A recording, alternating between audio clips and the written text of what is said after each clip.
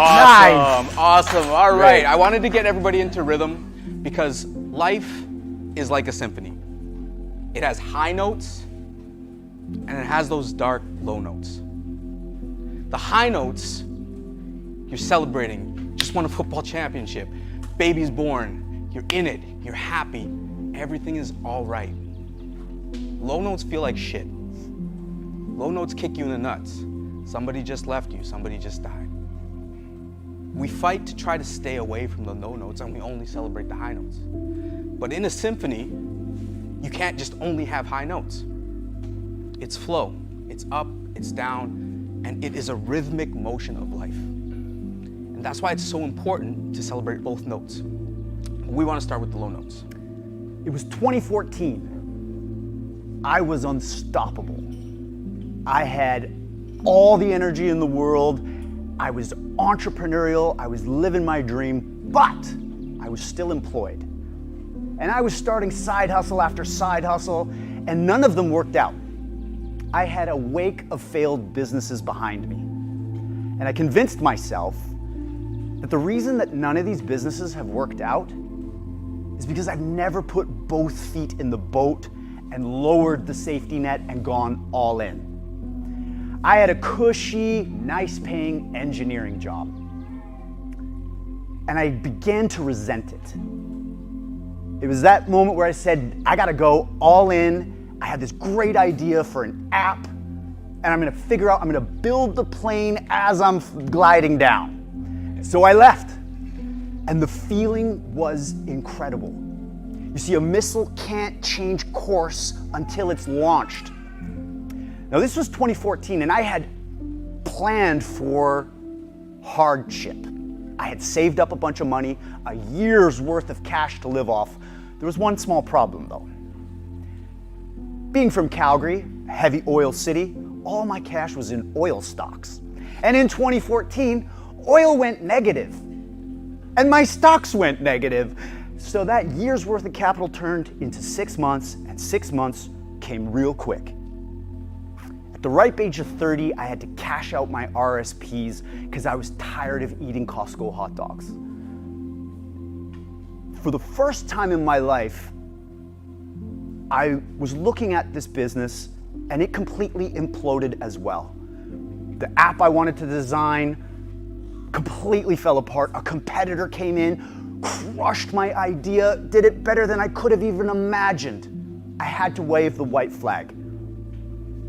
And it was at that point that I was beating myself up. I felt like such a failure.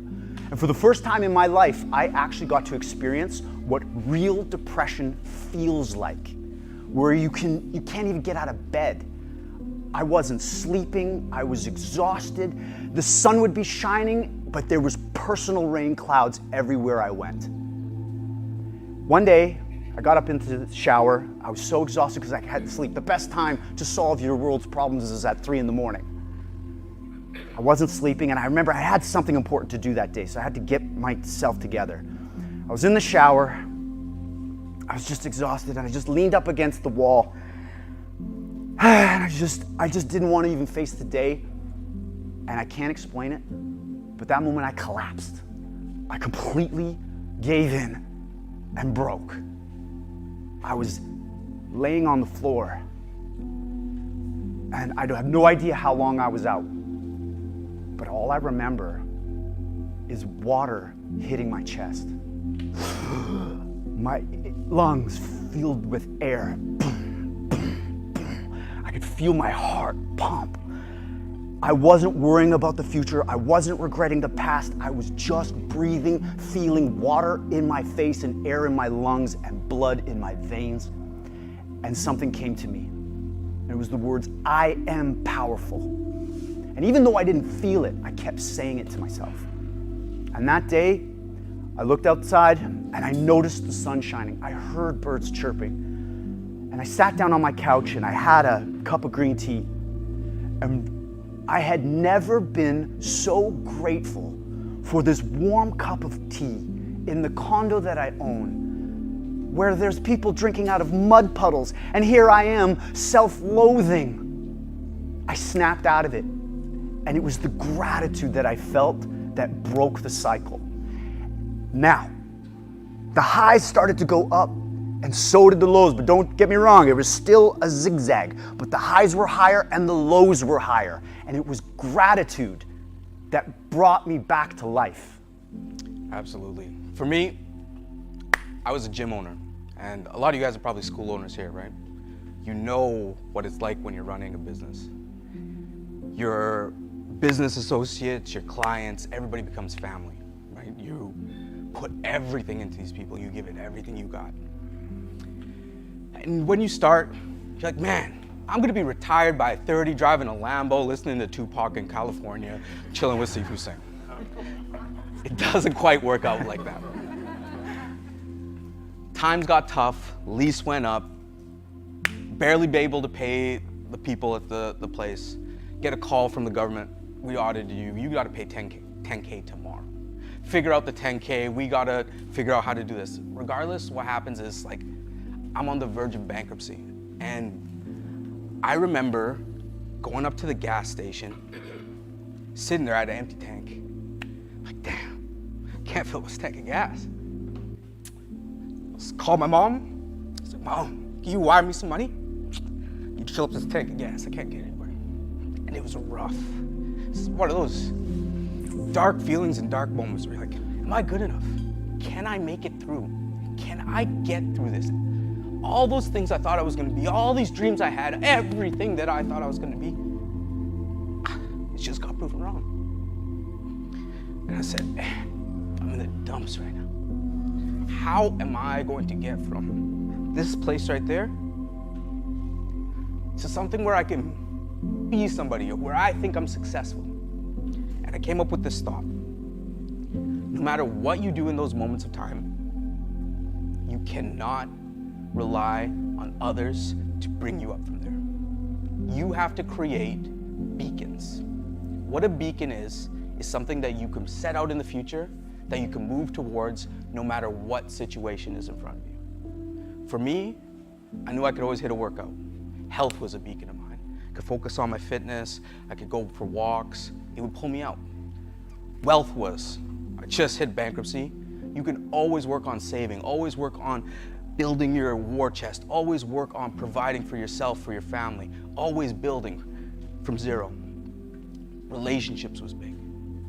Now, not relationships in the way that Steve Hussein said, I love you, you're expecting I love you back. Relationships in the way like, I got nobody right now. Let me talk to somebody in a coffee shop. Let me go smile at somebody on the street. Let me see if I can build relationships around me.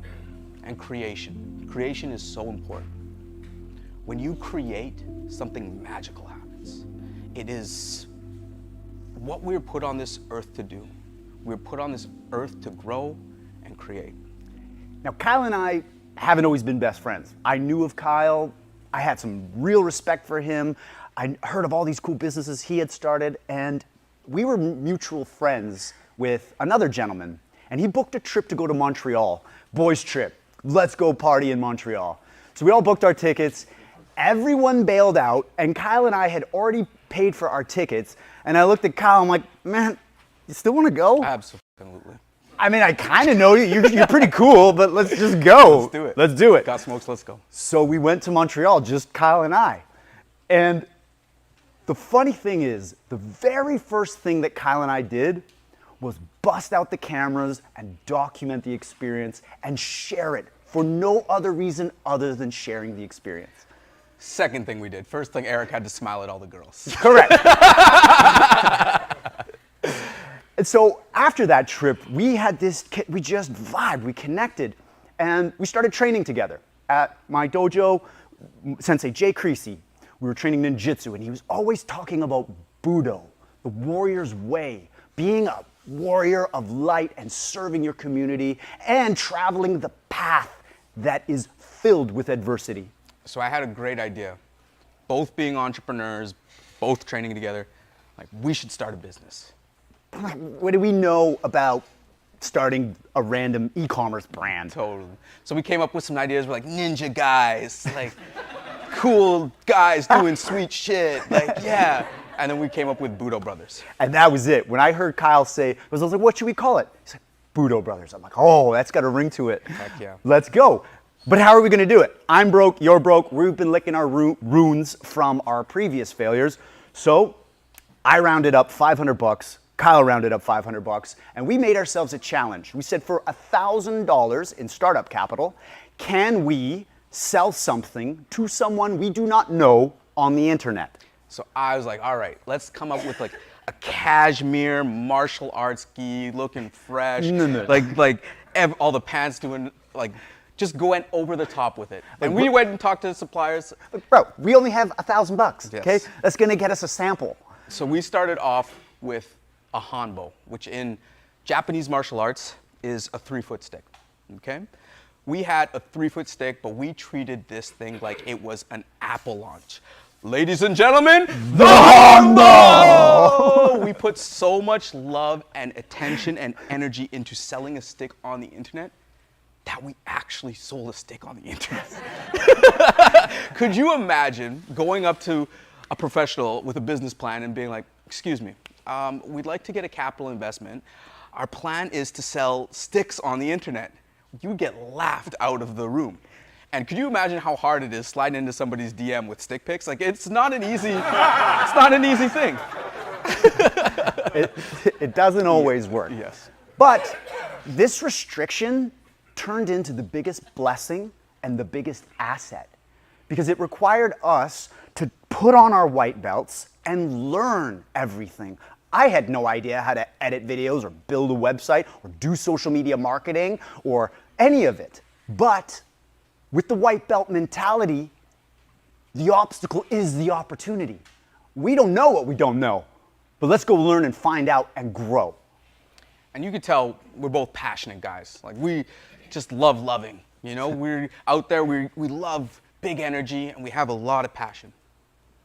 But it's not until we match the passion with service till we found our purpose.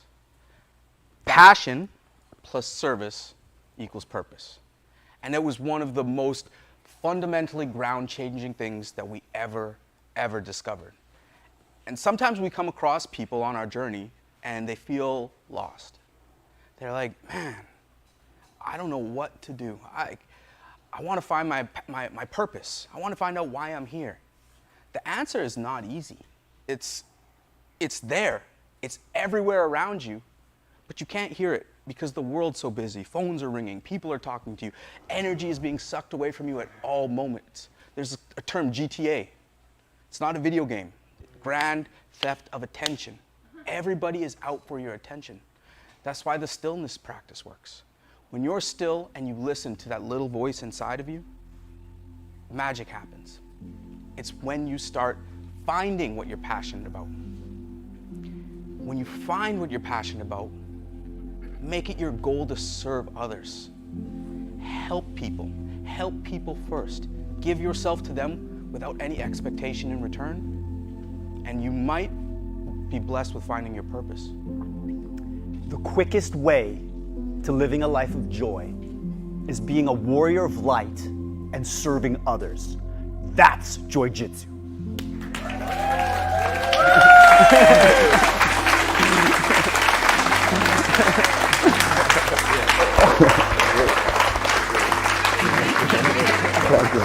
Awesome. Thank you.